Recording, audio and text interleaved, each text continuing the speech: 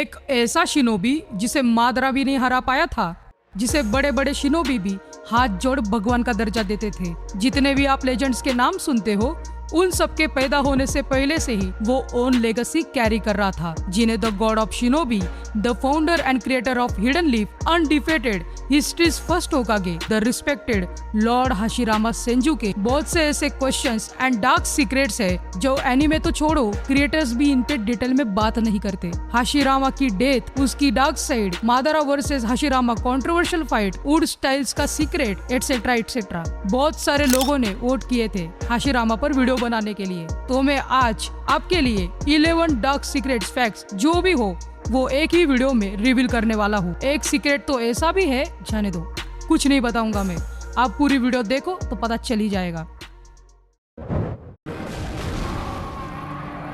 Fact number 1, सबको पता है हाशिरामा जिया कैसे, पर किसी को ये नहीं पता हाशिरामा मरा कैसे। हाशिरामा जिसे ऑलमोस्ट अनबीटेबल माना जाता है, तो उसकी डेथ कैसे हो सकती है? अगर हुई भी तो कैसे हुई? ये सवाल मुझे भी बहुत बेचैन कर रहा था। इसका रेफरेंस हमें एनिमे एंड मांगा दोनों में भी नहीं मिलता, ना मेकर्स ने हमें कुछ बताया। पर मैं कहाँ मानने वाला था, मैंने बहुत रिसर्च की और मुझे वो पता चला जो शायद सुन के आपका भी रिएक्शन मेरी तरह हो। इसे रिवील करने के लिए पहले उसकी दुनिया समझनी पड़ेगी। ये हमें एनिमे में भी देखने को मिलता है।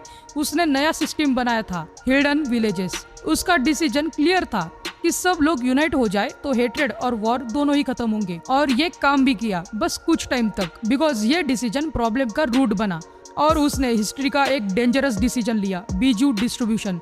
उसने हर एक विलेजेस को टेल्ड बीज दिया। यह सरफेस लेवल पर बैलेंस ही था, पर दुनिया कब सुधरी है? हर विलेज ने डायरेक्टली अटैक नहीं किया, बट अंदर ही अंदर सब रेडी थे एक दूसरे को डिस्ट्रॉय करने के लिए।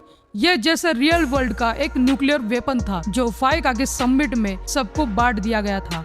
अब सबके पास पावर थी और यही से स्टार्टिंग हुई केओस की। विलेजेस के बीच कभी ट्रस्ट था ही नहीं और वो ओपनली लड़ने लगे। हाशिरामा होकागे ही नहीं, वो फ्रंट लाइन लीडर भी था, तो बैटलफील्ड में जाके हर बैटल्स को पर्सनली हैंडल कर रहा था। बट हर्ष रियलिटी ये है कि इवन स्ट्रॉन्गेस्ट शिनोबी भी हर जगह साथ नहीं हो सकते, बिकॉज 3 चीजें उन पे एक साथ आई, war, politics, internal conflicts and Hashirama को बस सिस्टम बचाना था। दिन बीतते गए, बैटल्स भी इंटेंस होती गई। यहाँ हुआ एग्जॉशन मेंटली। जो इंसान पीस में बिलीव करता था, वो रोज बैटल्स में मरते हुए लोग देख रहा था। वो देख रहा था खुद को टूटते हुए, सिचुएशन को हाथ से निकलते हुए। बट एक दिन ना एपिक मोमेंट, ना कोई फाइनल बैटल, वो वापस आया ही नहीं। उसका किलर भी कोई क्लियर था ही नहीं। उसे किसी एनिमी ने नहीं मारा, उसे मारा उसके ही सिस्टम ने, जिसे उसने खुद बनाया था। वो इंसान था जो अपने सपनों का बोझ उठाते उठाते खुद ही गिर गया था। फैक्ट नंबर 2, आपको ये एक्सेप्ट करने में थोड़ा टाइम लग सकता है, बट एक्चुअली हाशिरामा का भी डार्क साइड एग्जिस्ट करता था। बिकॉज एनिमे ने हमें कैसे दिखाया, गॉड ऑफ शिनोबी, पीस का सिंबल, एक काइंड लीडर, पर इतना परफेक्ट कोई कैसे हो सकता है? मुझे बताओ। उसने ऐसे डिसीजंस भी लिए थे कि जो उसकी डार्क साइड दिखाते हैं। थोड़ा डिटेल में जाते हैं। हाशिरामा और मादारा दोस्त थे, ये सबको पता है, पर जब चॉइस का टाइम आया तो उसने किसको चूज किया? ऑब्वियसली विलेज को, दोस्त को नहीं। उसने टेलबीज को फ्री नहीं किया, उसने कैप्चर करके डिस्ट्रीब्यूट किया। एक काइंड लीडर भला ऐसा क्यों करेगा? वो खुद डिस्ट्रक्शन क्यों फैलाएगा? वो क्रूएल नहीं था, उसमें दया भी थी, पर इमोशंस या लगाव नहीं था। एंड वो कोल्ड डिसीजंस भी ले सकता था, बस उसका बिलीफ था कि वो ही सही है।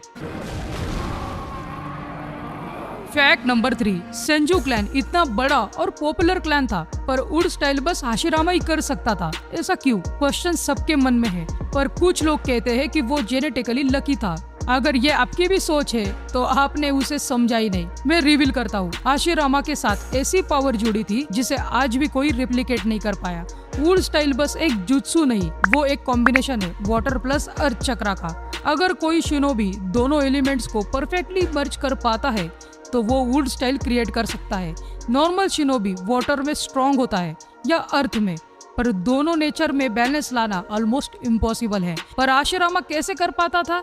ये भी बड़ा ट्विस्ट है। हाशिरामा चक्रा के साथ साथ नेचर एनर्जी भी नेचुरली एब्जॉर्ब कर पाता था। वो एक्चुअली इन्वायरमेंट का चक्रा यूज करता था। ये एबिलिटी बाकी सेंजू के पास नहीं थी, जिसे कहते हैं सेज लेवल हार्मोनी। उसकी body and nature perfect sync था।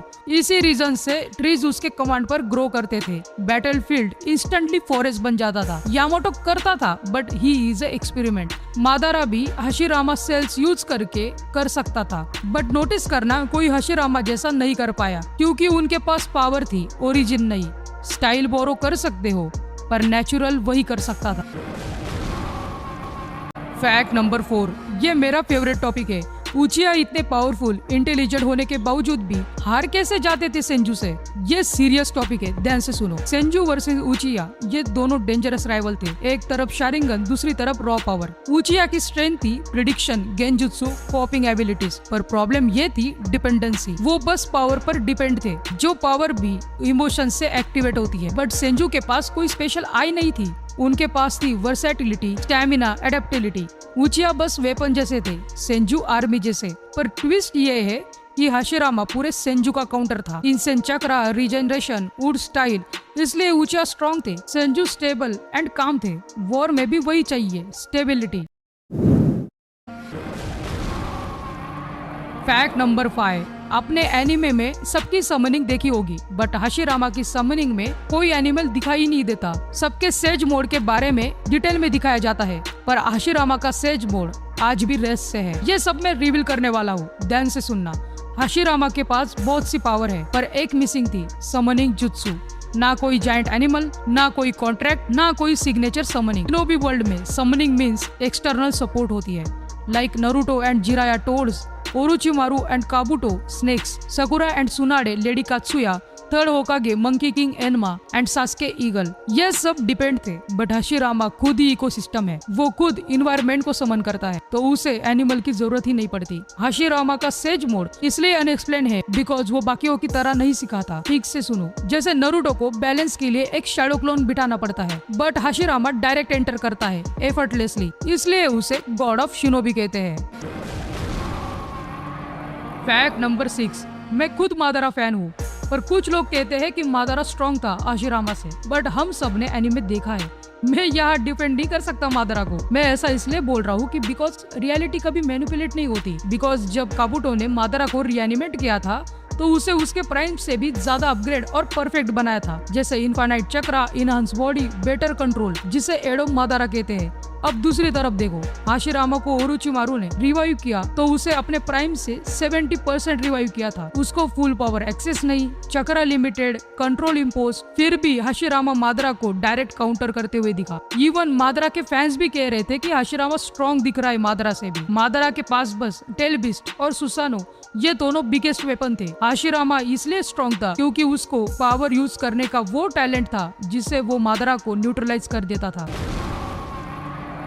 फैक्ट नंबर 7, आप लोगों को शायद ये पता नहीं होगा, पर उसका नाम और क्लैन बहुत ही साइकोलॉजिकल इंपॉर्टेंस रखते हैं। हाशिरामा ये नाम जो यूनिटी एंड कनेक्शन को रिप्रेजेंट करता है। हाशी मीन्स ब्रिज, रामा का रेफरेंस हिंदुइज्म में भी है, और वैसे उसका मीनिंग है फ्लो, जो प्लेसेस को जोड़ता है। एंड एग्जैक्टली वो भी वही करता है, पर वो ब्रिज क्रैक हो गया था खुद के ही बनाए हुए सिस्टम से।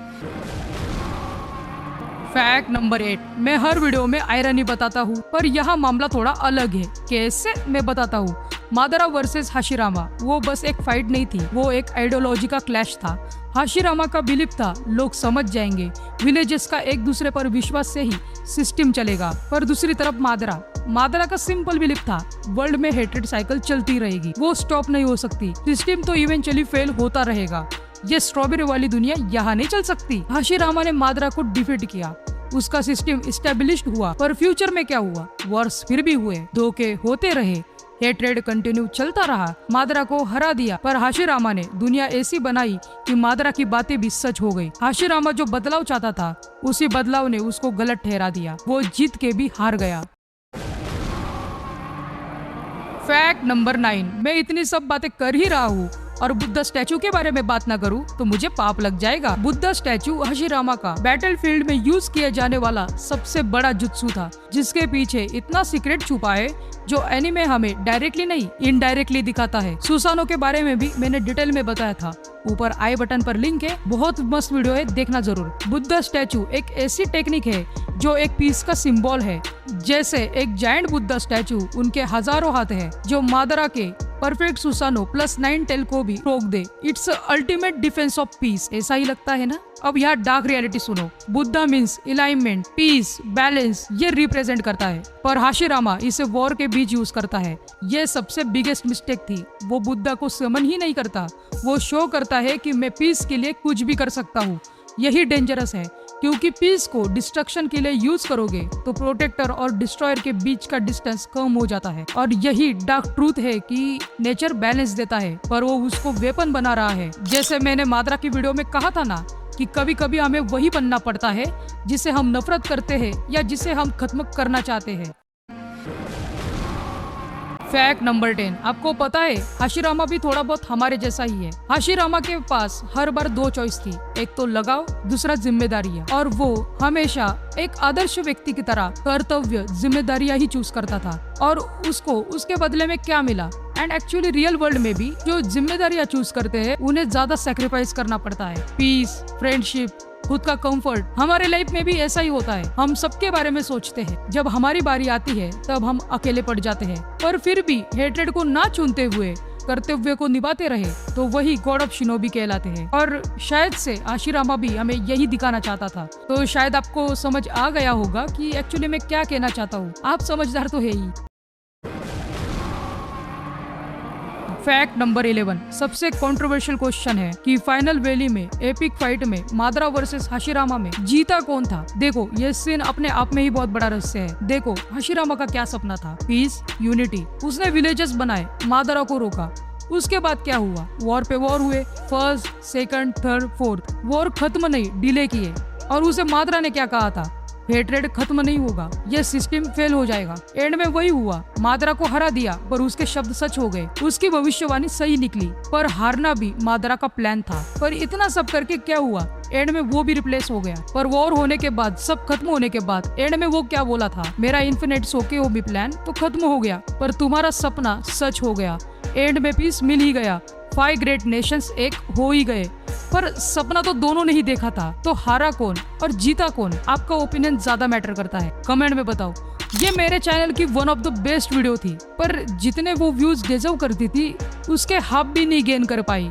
तो प्लीज ये वीडियो पूरा देखो, सामने दिख रही होगी, इंस्टाग्राम लिंक डिस्क्रिप्शन में है, वह अभी कुछ क्रेजी करेंगे, फॉलो कर लो। तो मैं उसी वीडियो में मिलता हूँ, बाय बाय।